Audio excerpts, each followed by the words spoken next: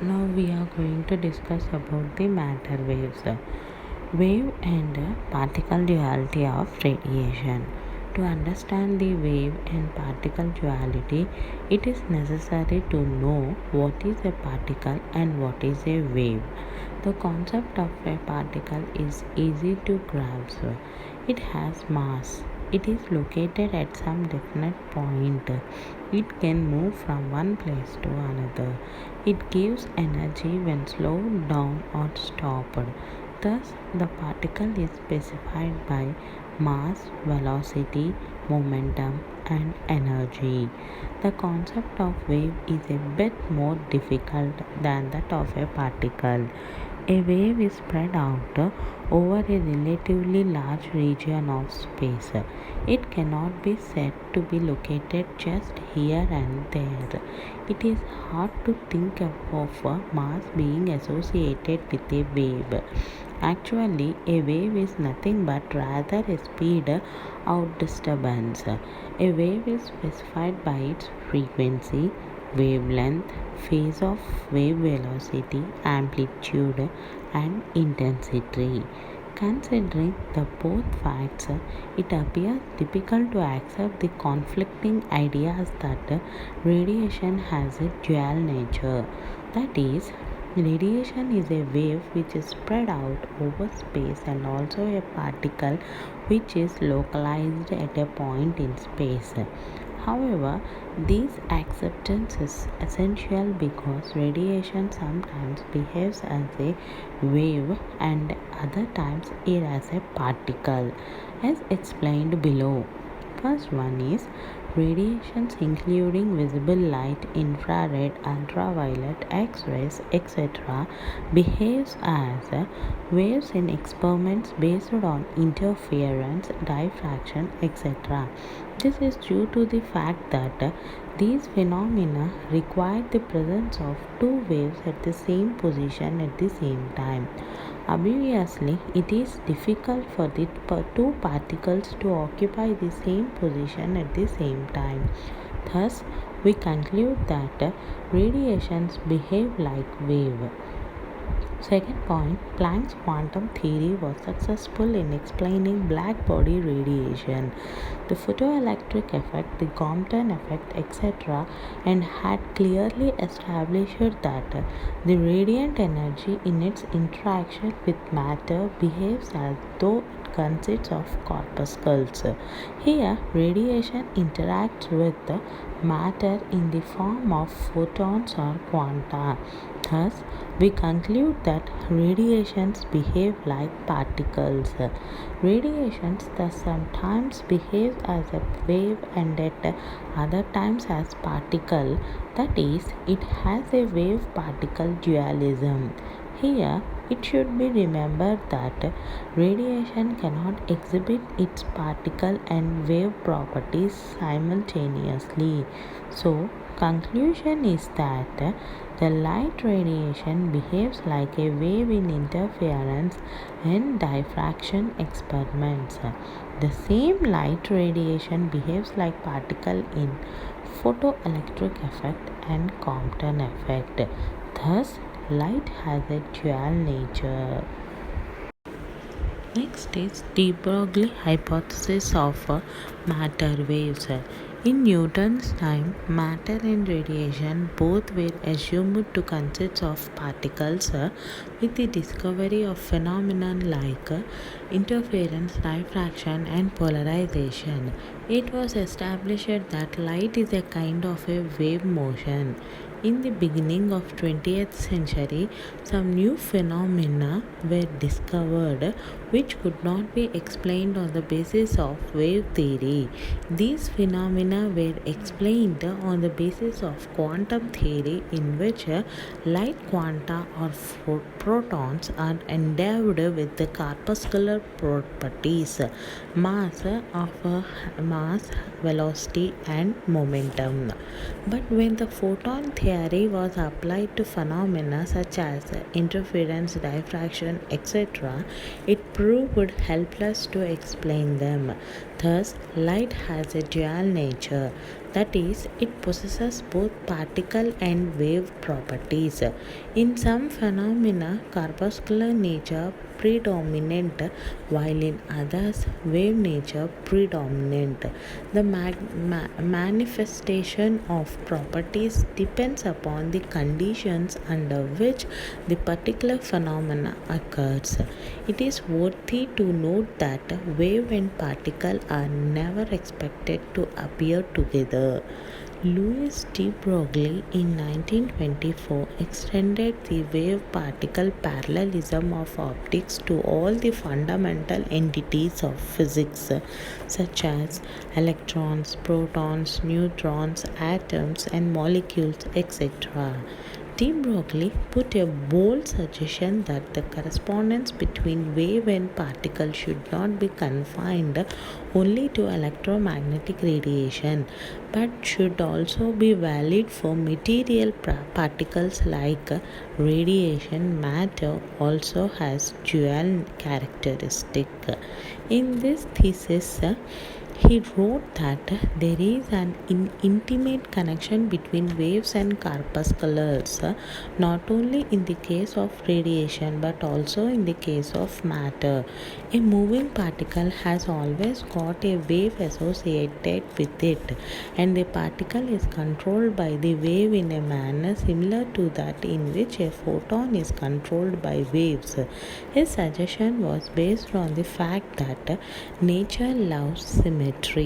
If radiation like light can act like waves sometimes and like a particle at other times, then the material particles should act as a wave at other times.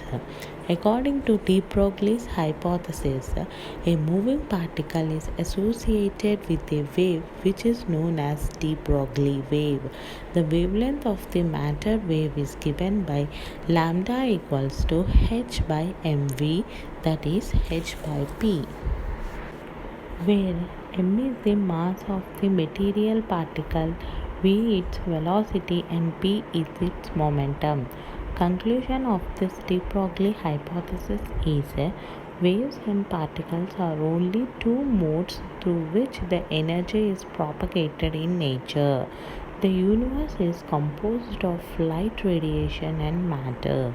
The nature loves symmetry, therefore, matter and waves must be symmetrical.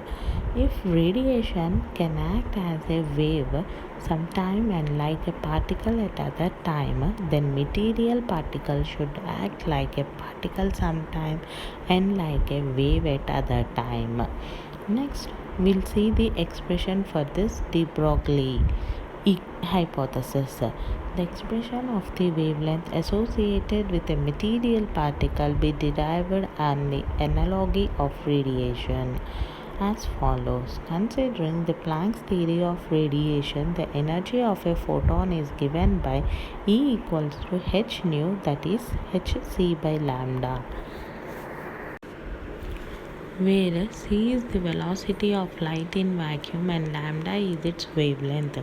According to Einstein mass energy relation, E equals to mc square. Therefore, combining the two equations, we get lambda equals to hc by mc square, that is h by mc. Mc can be written as p.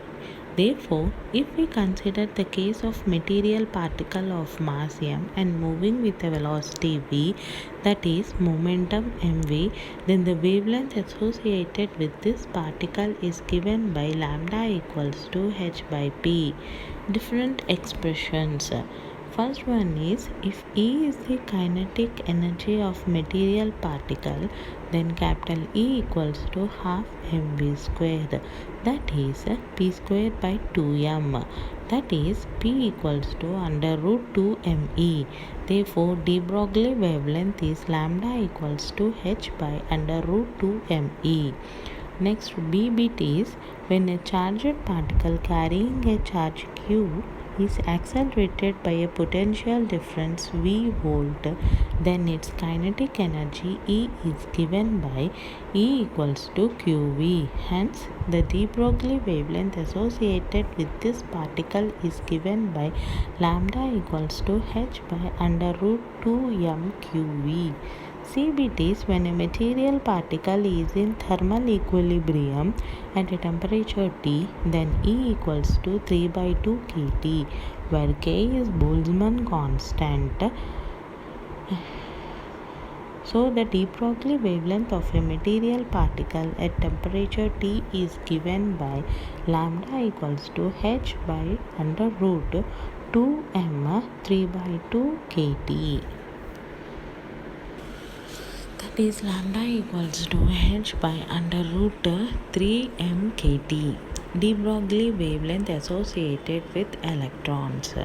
Now let us consider the case of an electron of rest mass m0 and charge E, which is accelerated by a potential V volt from rest to velocity v. Then half m0 v square equals to EV. That is V equals to under root 2 EV by m0. Therefore, lambda equals to h by m0 v. Here, by substituting the values of h, e and m, lambda equals to 12.26 by under root v into angstrom units. If v is 100 volt, then lambda equals to 1.226 angstrom units.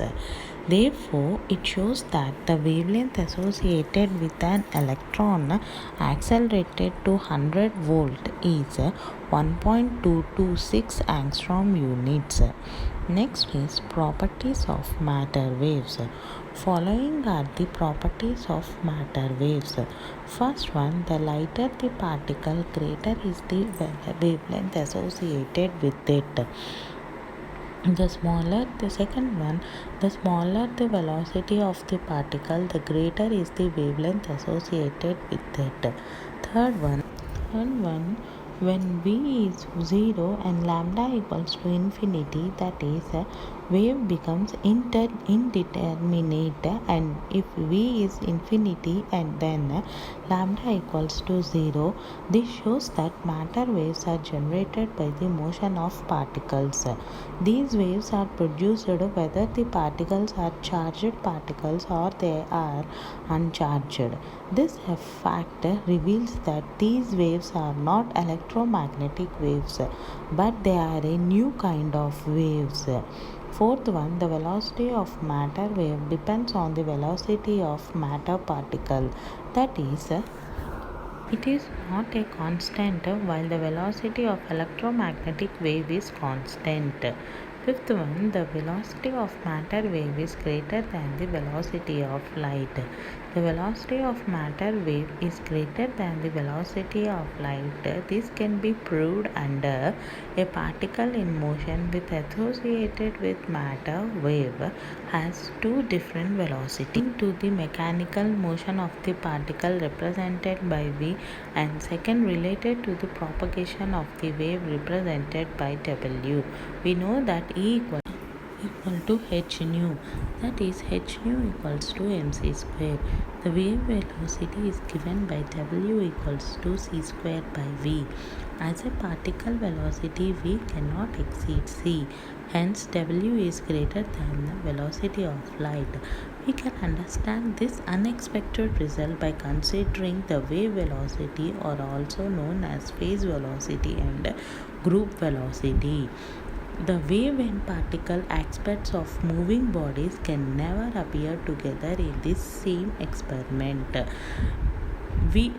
We can say that the waves have particle-like properties and particles have wave-like properties, and the concepts are separately linked. Matter wave representation is only a symbolic representation.